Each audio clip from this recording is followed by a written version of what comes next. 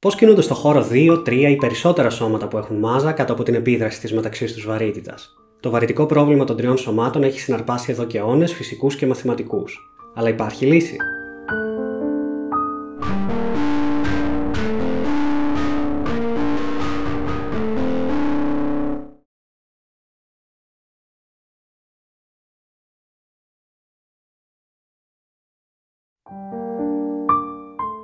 Ας αφήσουμε την κβαντομηχανική και τη σχετικότητα και ας πάμε πίσω κάποιους αιώνες.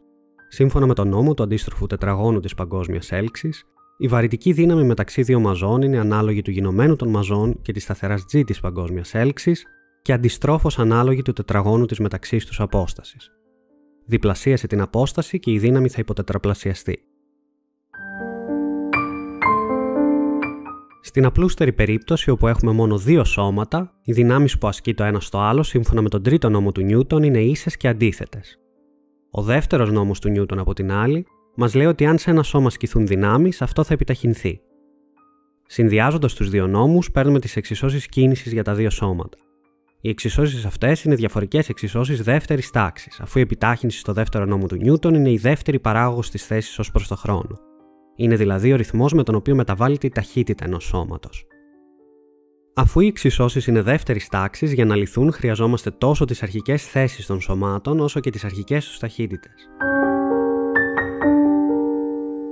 Το πρόβλημα των δύο σωμάτων απλοποιείται πολύ αν αλλάξουμε σύστημα συντεταγμένων και πάμε από το σύστημα των δύο αρχικών σωμάτων σε ένα νέο σύστημα συντεταγμένων, σε αυτό του κέντρου μάζας, μη κεφαλαίο, και της ανοιγμένης μάζας, μη μικρό. Με αυτή την αλλαγή το πρόβλημα των δύο σωμάτων μετατρέπεται σε δύο προβλήματα ενός σώματος.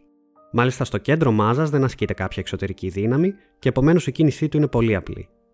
Αν σκεφτούμε για παράδειγμα το σύστημα του ήλιου με ένα κομήτη ή ακόμα και τη γη, η συνολική μάζα είναι περίπου ίση με τη μάζα του ήλιου και η ανοιγμένη μάζα περίπου ίση με τη μάζα του μικρότερου σώματος. Ο ήλιος έχει τόσο μεγαλύτερη μάζα που σε ορισμένα παραδείγματα μπορούμε να θεωρήσουμε ότι είναι πρακτικά ακίνητος και ότι το κέντρο μάζας βρίσκεται στον ίδιο τον ήλιο. Οι λύσεις του προβλήματος των δύο σωμάτων είναι κονικές τομές και τις λέμε έτσι γιατί μπορούμε να τις πάρουμε τέμνοντας κατάλληλα ένα κόνο με ένα επίπεδο. Οι λύσεις δηλαδή είναι κύκλοι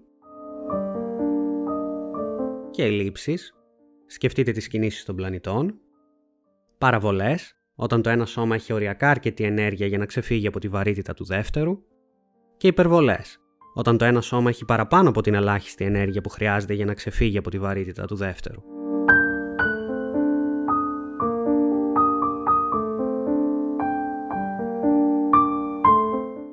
Αν προσθέσουμε ένα ακόμη σώμα στις εξισώσεις, τα πράγματα περιπλέκονται αρκετά. Τώρα έχουμε σύστημα με τρεις διαφορικές εξισώσεις δεύτερης τάξης και κάθε ένα από τα τρία σώματα δέχεται και ασκεί δύο δυνάμεις. Για να λυθεί το σύστημα, χρειαζόμαστε εκτός από τις τρεις μάζες και τις αρχικές συνθήκες για την ταχύτητα και τη θέση των τριών σωμάτων. Με χρήση υπολογιστή τέτοια προβλήματα λύνονται κάνοντας αριθμητική ολοκλήρωση, ξεκινώντας δηλαδή από την αρχή που τη γνωρίζουμε και προχωρώντας ένα βήμα κάθε φορά μπροστά στο χρόνο. Ανάλογα και με την ισχύ του υπολογιστή μπορούμε να κάνουμε την ολοκλήρωση θεωρητικά μέχρι όποια χρονική στιγμή στο μέλλον θέλουμε.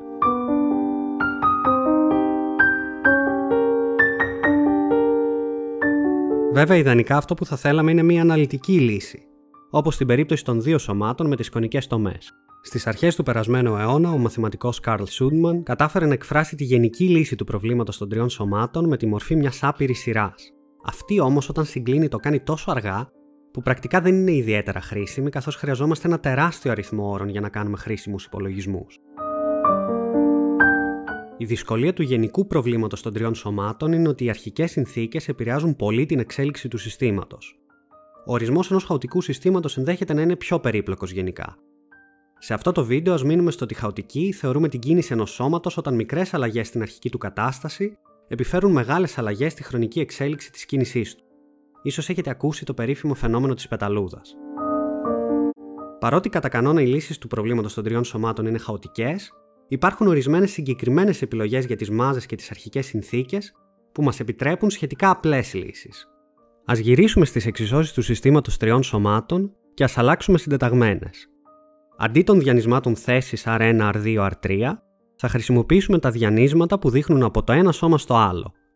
Οπότε τώρα οι εξισώσεις μπορούν να γραφούν συμπυκνωμένα σε αυτή τη μορφή. Εδώ μπορούμε να πάρουμε δύο ειδικές περιπτώσεις. Η πρώτη αντιστοιχεί στη λύση Euler και προκύπτει όταν τα σώματα βρίσκονται στην ίδια ευθεία. Η δεύτερη αντιστοιχεί στη λύση Lagrange, που προκύπτει όταν τα τρία σώματα σχηματίζουν μεταξύ τους ένα ισόπλευρο τρίγωνο. Συνδυαστικά, οι λύσεις Euler και Lagrange μας δίνουν τα 5 σημεία Lagrange, που είναι πολύ χρήσιμα στις διαστημικές αποστολές, όπου ένα από τα τρία σώματα, κάποιος δορυφόρος για παράδειγμα, έχει πολύ μικρότερη μάζα από τα άλλα δύο. Σκεφτείτε τον ήλιο και τη γη. Τα σημεία Lagrange είναι σημεία ισορροπίας για τη μικρότερη μάζα. Για παράδειγμα, το James Webb Telescope βρίσκεται περίπου 1,5 εκατομμύριο χιλιόμετρα μακριά από τη γη, στο σημείο Lagrange 2, όπου προστατεύεται και από τον ήλιο. Εκεί έχουν τοποθετηθεί και άλλα διαστημικά παρατηρητήρια στο παρελθόν, όπως το WMAP και το Planck. Σχετικά πρόσφατα έχουν ανακαλυφθεί και άλλες ειδικές περιοδικές λύσεις του προβλήματος, όταν και τα τρία σώματα έχουν την ίδια μάζα. Πολλές από αυτές τις λύσεις είναι δύσκολο να τις ακολουθήσει κανείς στο χώρο. Ανταυτού συχνά χρησιμοποιείται η λεγόμενη shape sphere, όπου οι κινήσεις των σωμάτων μπορούν να αναλυθούν πιο απλά, αλλά δεν θα μπούμε σε λεπτομέρειες. Ακόμη πιο πρόσφατα, περιοδικές λύσεις έχουν βρεθεί για σώματα με ανώμοιες μάζες.